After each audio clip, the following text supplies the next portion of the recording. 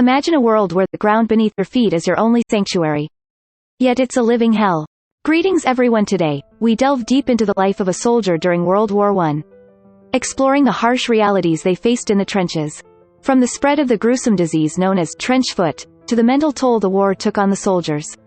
We will uncover the untold stories of endurance, survival, and moments of fleeting humanity amidst the horrors of war. If you find this video interesting, please support us by hitting the like button. Now, let's get started. During World War I, soldiers were plagued by a terrible disease known as trench foot. If a soldier contracted the disease, his feet would become swollen and painful, eventually giving off a rotten smell, and in the worst cases, his toes, and in severe cases, entire feet would have to be amputated. At the time, about 75,000 British soldiers alone were said to have contracted the disease. The disease, named trench foot, derived its name from the trenches constructed on the European battlefields during World War I. Trenches were used by soldiers on the battlefields to protect themselves and their fellow soldiers. Trenches, essentially deep ditches, served as protective hideouts for soldiers on the battlefield, shielding them from enemy attacks. However, the inside of a life-saving trench was more of a living hell for soldiers. In addition to the spread of diseases such as trench foot, the trenches were filled with the smell of sewage, and the corpses of their comrades were lying around. The days of hiding in such a harsh environment went on and on. How did the soldiers spend their days in these trenches? Life in the trenches during World War I. World War I, spanning from July 28, 1914, to November 11, 1918, stands as one of the most devastating conflicts in human history, with more than 40 million soldiers and civilians killed. And at the time of this conflict, the distinctive form of combat in Europe was trench warfare.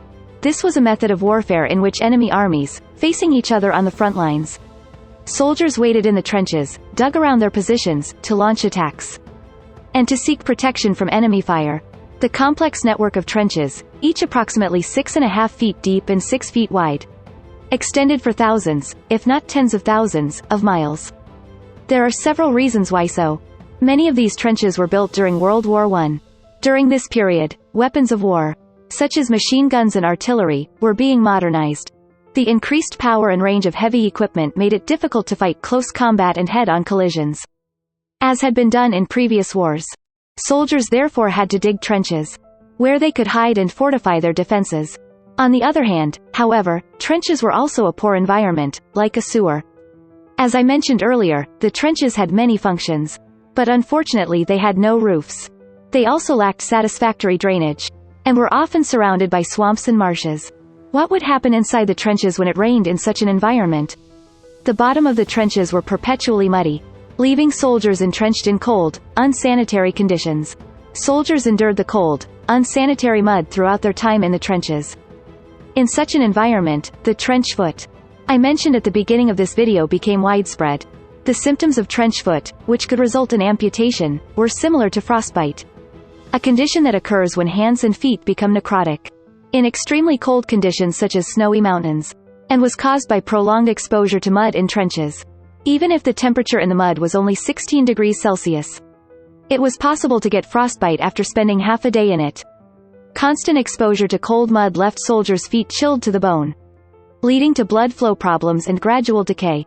This trench foot was a serious problem, so the soldiers would pair up, check each other's feet regularly, and apply whale oil to each other as a preventive measure. Trench foot was not the only disease that arose from living in the cold, muddy trenches. The cold, damp, and unsanitary environment naturally spread a variety of other diseases as well.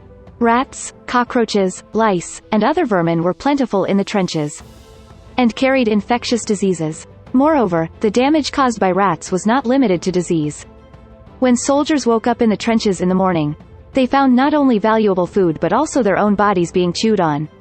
In addition, the soldiers were cramped together in a small space, creating the conditions for an epidemic. The worst epidemic in history, the Spanish flu, exploded in 1918 at the end of the war. The Spanish flu, which affected about 30% of the world's population, still raged in the trenches. The unsanitary conditions in the trenches were too much for the soldiers, whose immune systems were greatly weakened by malnutrition and the stress of combat. Even if they were able to defend themselves against enemy fire, their lives were always in danger.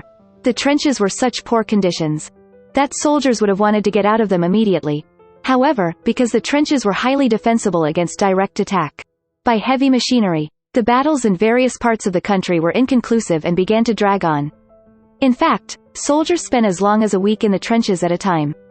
It was also common for soldiers to be sent out to expand or repair trenches. Soldiers who took rest periods in rotation, even so, never really rested their bodies and minds because of what was happening on the battlefield.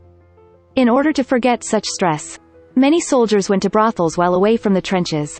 By 1918, the prevalence of sexually transmitted diseases had surged, with 1 million French soldiers alone requiring treatment, highlighting the dire and unhygienic conditions they were exposed to. It was very difficult for soldiers living in the trenches to cope with the unimaginable stress. And the tragedy that befell the soldiers did not end there. The extreme stress of the dreadful conditions caused many soldiers to suffer from mental illness, as the soldiers continued to face all kinds of danger day after day.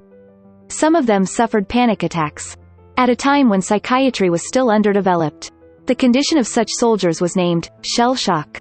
The term shell shock was coined due to the contemporary belief that the symptoms and panic were induced by brain damage from the impact of exploding shells. Today, we have a better understanding of mental disorders caused by intense stress, and appropriate diagnosis and treatment are now in place. At the time of World War I, however, such mental disorders were not yet fully recognized. Thus, panicked soldiers were sometimes judged to be ill from the shock of a bomb, and sometimes simply assumed to be cowards. As a result, some of the shell-shocked soldiers were sent to convalescent homes and recovered, while others were not recognized as sick, and were tried for military crimes as deserters or cowards. It was unusual for the British military to execute its own soldiers at the time. But shell shock led to the execution of many mentally ill soldiers. They numbered 266 for desertion, 7 for abandoning their posts, 5 for disobeying orders, 2 for laying down their arms, and 18 were executed for cowardice. While battling illness and stress in the trenches, soldiers also had to contend with inadequate and unpalatable food provisions. The British Army alone employed 300,000 field workers to cook and deliver food. But their duties on the battlefield were difficult. Food supplies tended to be slow in coming. Rations included small quantities of meat, bacon, vegetables, and bread. However, sometimes, it took as long as 8 days for the bread to reach the trenches. Naturally, the bread in the hands of hungry soldiers was stale and hard. In the winter of 1916, when flour was scarce, they made a kind of bread by grinding dried stubble into a powder. And their staple food was bean soup with a little horsemeat. The primary ration of bean soup with a small amount of horsemeat was far from palatable. However, the soldiers who had to endure such a meager diet had only one thing to look forward to. It was alcohol. For example, British soldiers on the front lines were given 2.4 fluid ounces of rum per person every day. Alcohol was invaluable to the soldiers, as it enhanced their command and gave them a small measure of pleasure. In such dire circumstances, soldiers strived to endure the harsh trench life, seeking solace in small comforts to alleviate their stress. And although the soldiers spent their days in the trenches, their duty was essentially to fortify the defenses. Soldiers in the trenches were not aggressively attacking the enemy. Unless they heard a shot fired by the enemy, they were more likely to just stay in the trenches. If they were not being attacked, they had nothing to do but to tend to their weapons and reinforce their trenches in the middle of the night. Such boredom also made them suffer. Bored soldiers with nothing to do tended to desert and get into fights. Concerned, the British Army sought distractions for the bored soldiers. They initiated the publication of a magazine in the trenches. It all started when a soldier discovered an old printing press in the town where he was stationed. The 12-page magazine contained poems, essays, and war satires submitted by many soldiers. The magazine was full of humorous and moving content. The magazine spurred a wave of creative expression, making poetry a popular medium for depicting experiences and emotions. The first issue of Wipers Times, published in February 1916, provided a crucial outlet for expression and camaraderie, running for 22 issues and featuring the diverse voices of the soldiers in the trenches, where the conditions were so harsh and unhelpful. Perhaps the only ray of hope was the imagination and artistry that lay hidden in the hearts of the soldiers. One winter, a miraculous event unfolded as soldiers, entrenched in their hideouts, experienced a fleeting moment of peace on Christmas Eve 1914. To their surprise, harmonious singing resonated from the trenches of both British and German armies, who had been engaged in a tense standoff throughout the day. The song was "Silent Night." soldiers from both sides sang the same Christmas song in each other's language. For the people of the European countries, Christmas was an important day that they could never forget, even during war. What did the soldiers think during the night when they heard each other singing? Then, at dawn, the soldiers emerged from their trenches. They naturally came to a temporary truce and decided to spend the day of Christmas together without fighting. After leaving the trenches, soldiers retrieved their fallen comrades, buried them, and exchanged gifts like alcohol and cigarettes. Some of the soldiers used empty cans and sandbags to play soccer games. It was a poignant moment when foes, concealed in opposing trenches and locked in a deadly standoff, united to celebrate Christmas.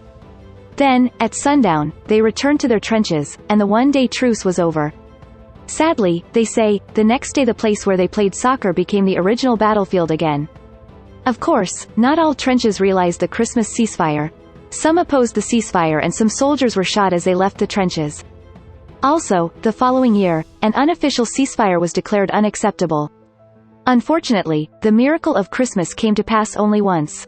After World War I, most of the historical trenches, silent witnesses to the countless hardships endured by soldiers, disappeared, transformed into farmlands and residential areas. Some trenches remain as a reminder of the horrors of war, and some have been registered as World Heritage Sites. Thank you for watching. Don't forget to like, comment, and subscribe for more insightful content. Take care and see you in the next video. Goodbye.